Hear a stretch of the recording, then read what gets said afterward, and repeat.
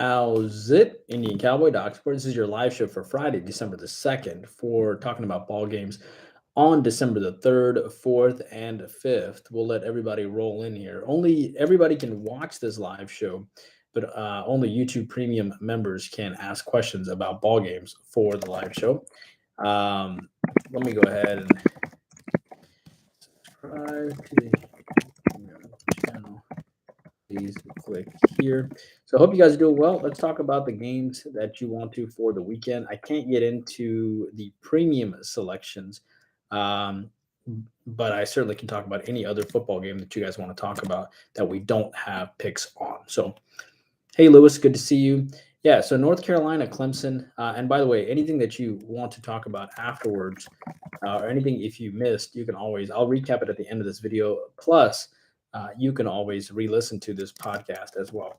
So this North Carolina Clemson game, we have a premium selection on the total, but I can talk to you about the side in this game, okay? And you can probably figure out a little bit what our selection is on the total, given how I talk about the side. By the way, if you have a chance, read for Utah today. We won our first football selection on the Bills Patriots under. We're on Utah plus the 2.5. Hopefully they'll win. But on this North Carolina Clemson game, look, at the end of the day, you have a really upset Clemson team, and the public is almost 70% on North Carolina, which seems pretty shocking. The fact that there's so much on North Carolina here, right? I want you to notice the line went up from 61.5 to 63.5. The question you have to ask yourself here is, how does Clemson perform off of a loss? It's that simple. The last time they played each other was in 2019, right? So it's been a while since they played each other, and Clemson ended up winning 21-20. This is a Mac Brown coach team. How does Clemson respond after a loss? Well, they gave up 31 points in their last game, so that's going to upset them. So maybe they bounce back on the defensive end, possibly.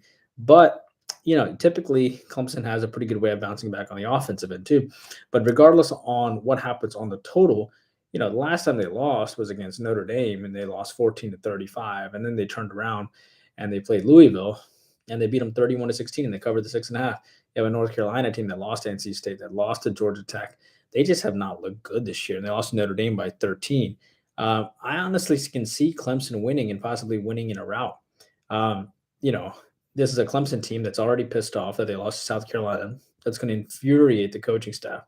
Don't forget how good, when it comes to Clemson, as far as, they're still the 24th ranked defense in the country, which is easy to forget sometimes because given how they have played, it's a fantastic public fade. UNC at the end of the day is the 117th ranked best defense in the country, which is not good. And UNC can struggle running the ball too. They're actually top 65 only in running the ball, whereas Clemson's actually top 40 in running the ball. So put it all together, I think Clemson wins this game. I think they could could easily win by double digits. And I want you to know the Tigers are, to their credit, they're now 20-7 ATS in their last 27 neutral site games. The lean here for me is going to be on Clemson on the side. And the other thing is the premium selection for us, though, is on the total for this game. Okay, moving on here. Purdue and Michigan. The Purdue-Michigan game, I don't have a selection on, so I can talk about that game entirely. So as it relates to this game, obviously Michigan comes in as a huge favorite, 16.5 point favorite. Totals at 50, 51.5 or so. Public riding the over a little bit here. Let's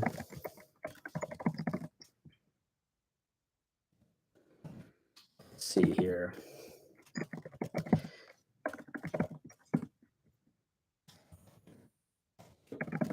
So this game, I'm a little surprised at how I thought the line would be closer to 14, to be honest with you. Line opened up at 15.5 and jumped to 17. Total opened at 50 and jumped 52. And Purdue at the end of the day is 8-4, and obviously Michigan is 12-0. These two teams last played in 2017, and Michigan won 28-10. Purdue beat Indiana 30-16. They beat Northwestern. They beat Illinois. Lost to Wisconsin by double digits. Lost to Iowa by 21. Michigan has just rolled Ohio State. But the question here is, how many points does Michigan score? Because they had put up 45 against Ohio State, but they only put up 19 against Illinois. They only put up They've been sometimes suspect. 29 against Michigan State. Um, 51 and a half is about right. Those most Michigan games have been in the high 40s. Um, but at the same time, if you're Purdue, this would be the most important game that obviously you play, and you were a 9-point dog against Minnesota, and it was 20-10. They did put up 43 against Nebraska. So how do they do as such heavy dogs is the question. And they haven't been a heavy dog all year. The biggest dog I think they've been all year is against. Let me make sure. The biggest dog that they've been all year is a 9-point dog to Minnesota. It was 20-10. And then you have to look at what does Purdue. What does Purdue do well? Well, if you look at you know, Purdue's strength is probably their defense. They're top 40 in defense. They're top 60 in passing yards defense, top 40 in rush defense, and top 45 in points scored allowed. Um, I actually think the way Purdue is well aware Michigan just scored 45 points in their last game. So I'd have to think that Purdue is going to play pretty decent defense here, at least to try to slow this game down as much as possible, trying to make it into their pace. And Michigan obviously is the second ranked defense in the country, right? And Purdue's top 10 in rushing. They're actually the fifth best rushing team in the nation.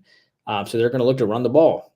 And so that would, what am I saying here? Michigan, sorry, is the fifth best rushing team in the country. And the passing yards are about top 100. But Michigan loves to run the ball. And they're number top five defense in the country. And Purdue likes to run the ball too. That's what they do better. So I actually like the under between Purdue and Michigan.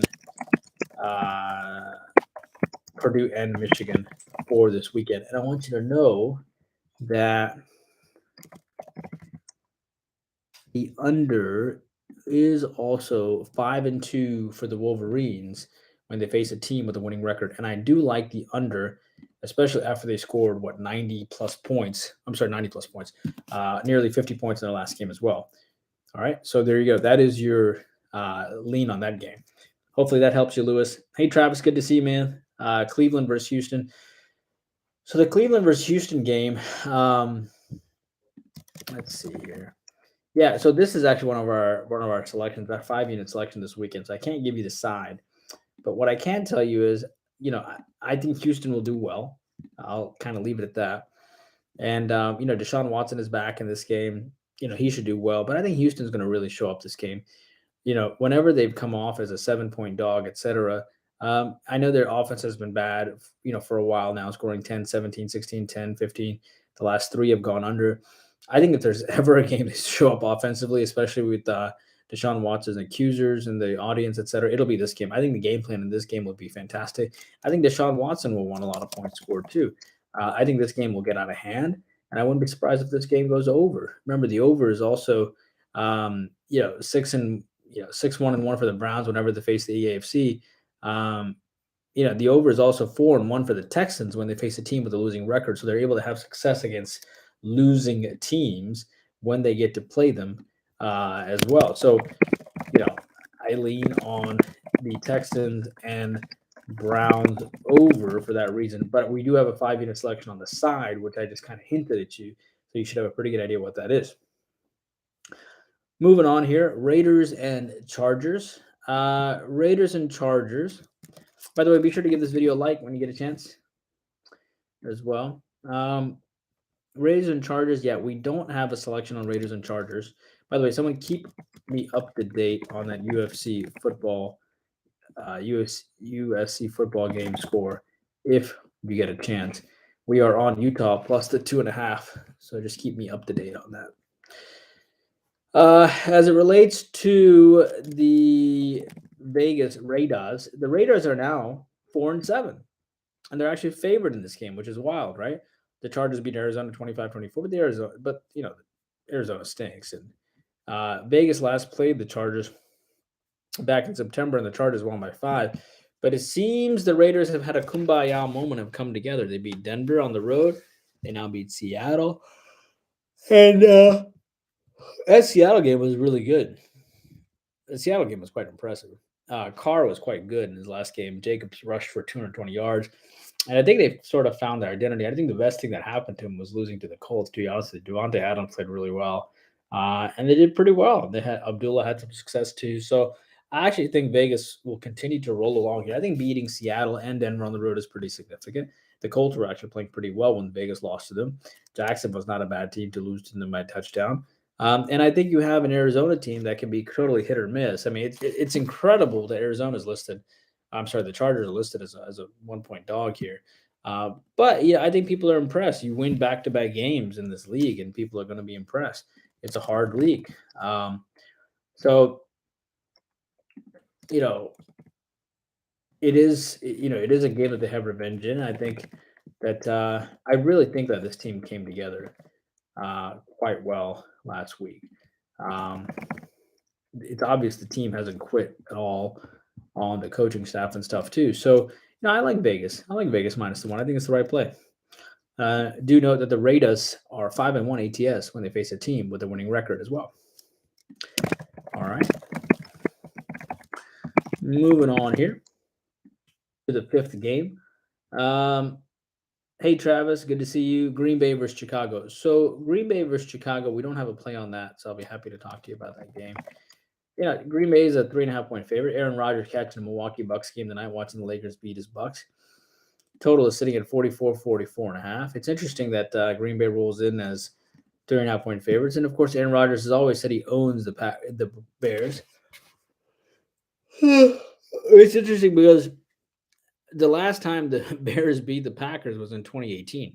After that, the Packers have won this game the last 1, 2, 3, 4, 5, 6, 7 times, including 27-10 in his last game. Not to mention the fact that Green Bay has covered this game the last 7 times as well. Green Bay, of course, comes off a 7 point loss to Philadelphia, where they played really well, but they managed to still not cover the game. But they played quite well, and they lost to Tennessee by 10. They did beat Dallas, which is a pretty big game. Detroit, they lost to Buffalo. They lost. They've had a tough schedule, to be honest with you. The Bears, of course, lost to the Jets, lost to my Atlanta Falcons, lost to the Lions, lost to Miami. Last time they won was against New England. They got beat pretty bad by the Bears. I'm sorry, by the Jets. That's because Trevor Simeon was the quarterback, and I think this team will play much better at home here. They can't be that bad again. Not to mention the fact that you have Simeon that's not even going to play this week. He's on the injured reserve now.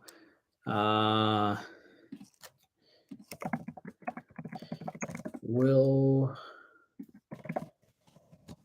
just make sure Justin Fields. So Justin Fields likely is going to play in this game. I actually, when Fields plays, the Packer or the Bears are actually quite good. It's a home game too. It's interesting. The total's at 44.5, and the last one went under. I believe last time these teams met. The total score was 37. I think the Bears can be active dogs. I think given the fact the Bears only put up 10 points last game, I can't take the Bears over the Packers, just how much Aaron Rodgers loves to go against them. But I can take the over. This team's coming off one of the lowest outputs of the year. They scored 7 points against Washington, then they put up 33 against New England on a bounce back. They put up 12 against the Giants, and they put up 22 against the Vikings. And you have a Packers team that has beaten the Bears 8 straight times.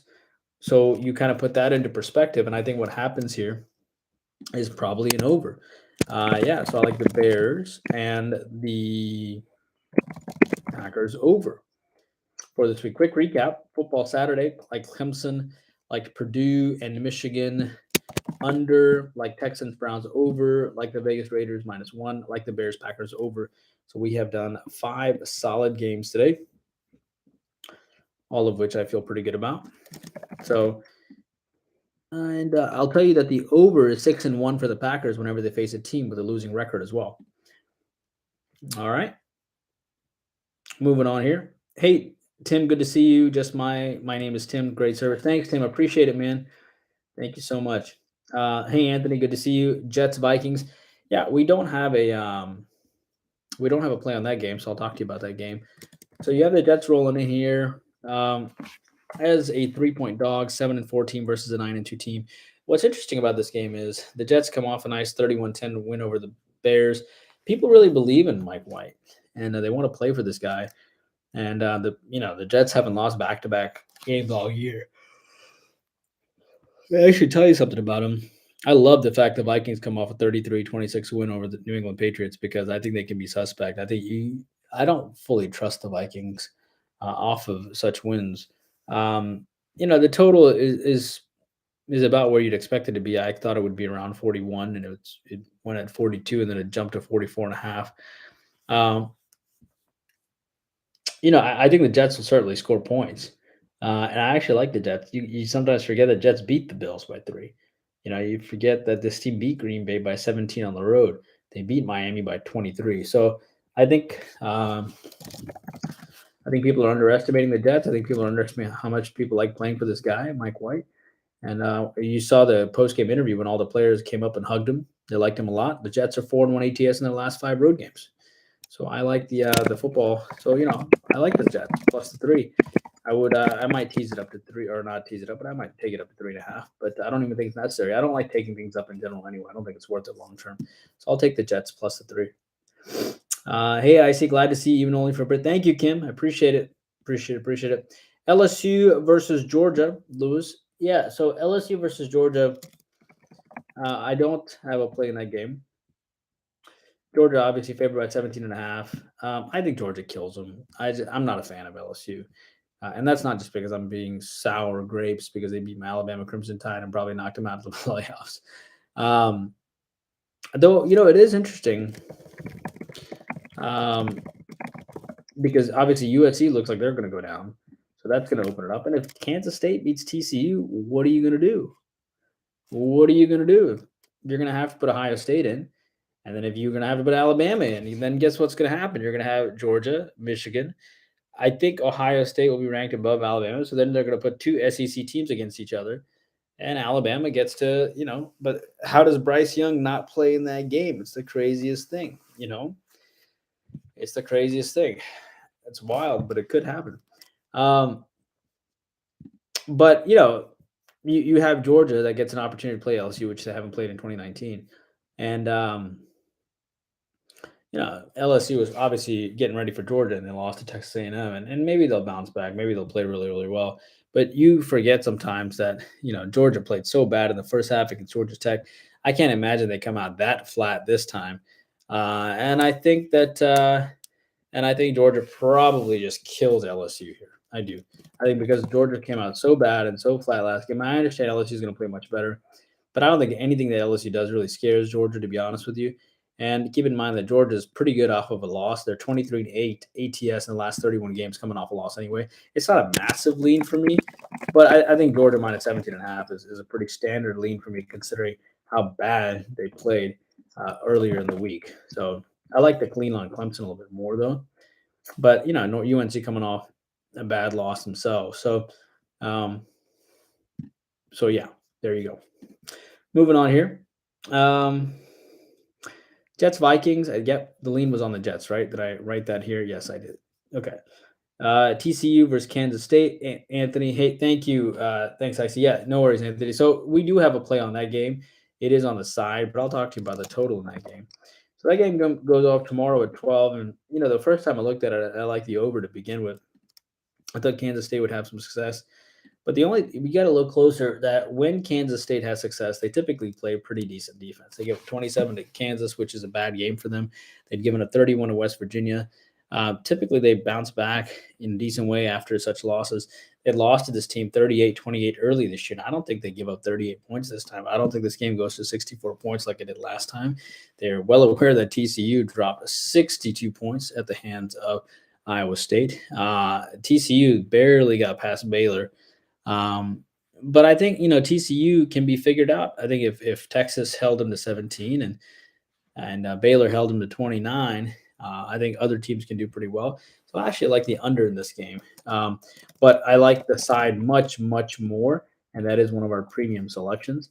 But I'll give you a lean on this game though. The under is 6-1 in the last 7 meetings. Period. So there you go.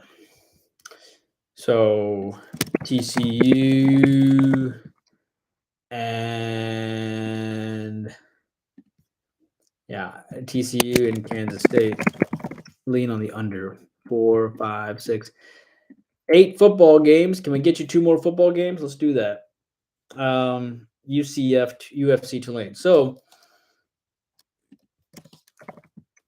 the UFC Tulane game, we're going to win our 6 unit on college football, which is exciting.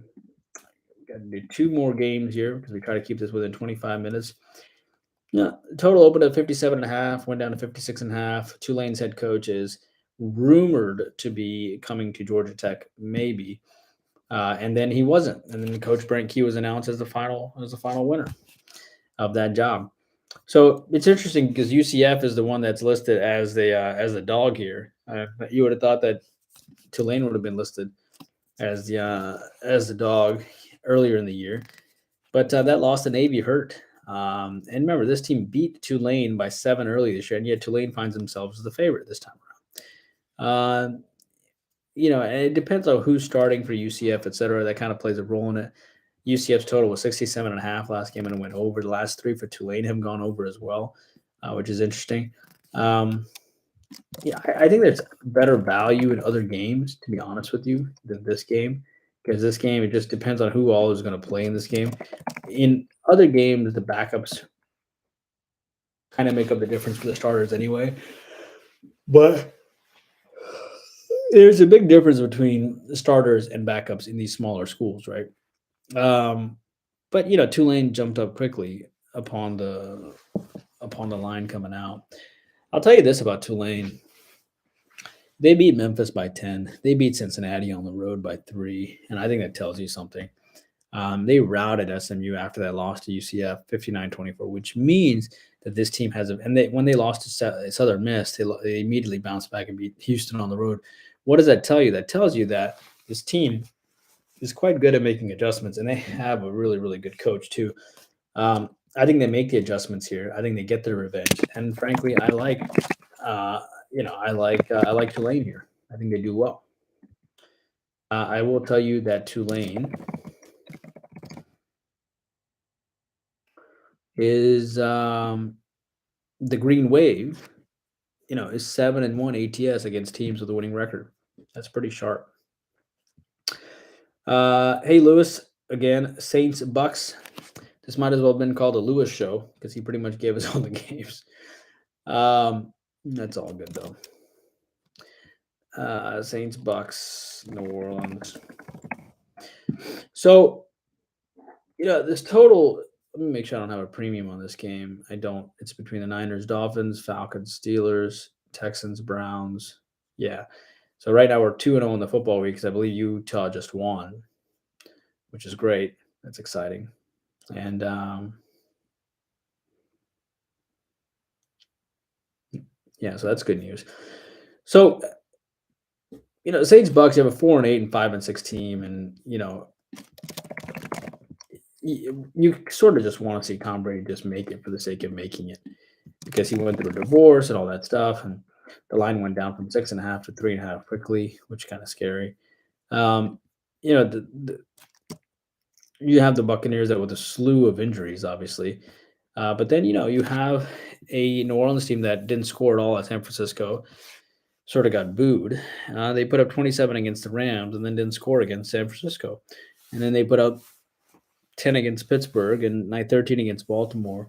Tampa Bay rolls into this game having lost to Cleveland, and then they had beaten Seattle and the Rams back-to-back wins. And Brady loses to his former backup in Brissett. The last 3 for Tampa Bay has gone under as well. This is such a crappy game because you get a Saints team off of 0 points in their last game. They always seem to get up for Brady as well. They have revenge as well. But I'll tell you this. Tampa Bay is 5-6. If they win this game, they go to 6-6. And I know the line's going against Tampa Bay here, and I get that. But beating Seattle and beating the Rams is not a bad thing. But here's the other thing: New Orleans also beat the Rams too, and New Orleans also beat Vegas earlier this year too, and they scored 0 points in the last game. I think you're going to see kind of an up-tempo game, and I wouldn't be surprised at all to see this game go over the posted total. The public likes the under, but I think after getting shut out and having the New Orleans media just blast you for not being able to score points, and the fact that you can have the Saints be a possible active dog, which is why they're only plus 3.5, and the fact The Bucs offense has been suspect, and then you get back to 500. I like the over there as well. All right. And I think that is about it. Mike, I will get to that Celtics Warriors game tomorrow, I promise you. But I will try to give one more game before I close out, okay? And Lewis, why don't you close us out? The Cowboys Colts. So this Dallas Cowboys Colts game, this game totaled at 42.5 and went up to 43.5. You got to give the Colts a lot of credit. I mean, they've covered almost basically everything. They lost to Pittsburgh, but they covered against Philly. They covered against Vegas. They played pretty well. But the problem is that Dallas rolls into this game beating the Giants by 8. They missed the cover last game too. And, I think Jerry Jones really wants to kill Jeff Saturday, to be honest with you. The line opened up at 9.5 and went to 10.5. I think people have figured out what these Colts are doing. It's not like Jeff Saturday has a variety of game plans and offensive schemes. He's running the same stuff over and over again. If Mike Tomlin can figure them out, I can promise you, that experienced coaching staff in Dallas is going to figure them out. So I think it's pretty simple here. I think that Dallas D line is going to just have its way with Matt Ryan, who cannot run right now. And then the Dallas, keep in mind, are 7-0 ATS in the last 7 games of December. And they're 5-0 ATS coming off an ATS loss as well. And I think this is pretty simple. I think it's going to be Dallas. So there you go. So let me give you a quick recap here. And then you be sure to just watch the show if you want even more. But these are all public-driven games that we talked about. And if you want the exact analysis, just watch the video. But here's a summary. Football Saturday, Clemson. Lean on Clemson, -7.5. Lean on Purdue, Michigan under. Lean on the Georgia Bulldogs. Lean on TCU, Kansas State under. We have a premium on the side. Lean on Tulane. Lean on Texas Browns over. We have a premium on the side. Lean on Vegas, -1. Lean on Bears, Packers over. Lean on the Jets. Lean on the Saints, Bucks over. And lean on the Dallas Cowboys. There is your 3, 4, 5, 6, 7, 8, 9, 10, 11. Are we under 25 minutes? No, 27, but still a really good show. Hope you guys appreciated that. Sandeep, the TCU game, we have a premium selection on the side, but I did give you a lean on the under in that game. All right. Hope you guys do well, and I'll see you back here tomorrow. Take care. Bye-bye.